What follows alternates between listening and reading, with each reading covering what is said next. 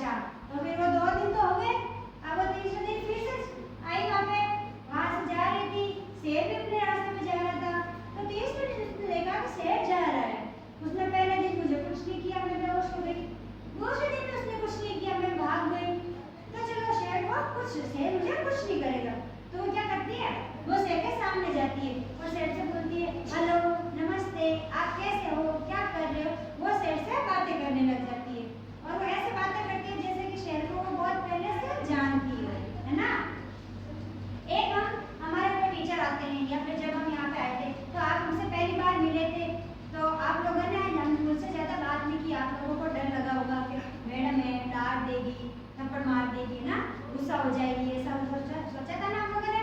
ठीक है, फिर दूसरे दिन में आई, आप लोगों ने सोचा कि ठीक है मैम ने कल कुछ नहीं बोला, आज मैम कुछ नहीं बोलेंगी, है ना।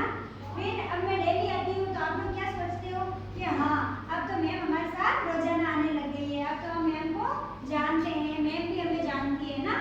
उसी तरह से लोमड़ी भी शेर से बातें करने चली गई है। लोमड़ी ने बोला, मैं तो पिछले 2 दिन से शेर से मिल रही हूँ, शेर मुझे कुछ नहीं कर रहा, मैं शेर को जानती हूँ, है ना। तो वो शेर से बातें करने लग जाती है। तो इससे ये है कहानी। इस कहानी से हमें क्या सीख मिलती है बताओ?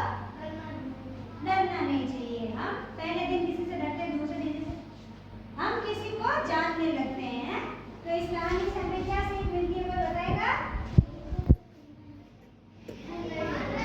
हाँ, हम जब किसी से परिचित हो जाते हैं, हम किसी को जानने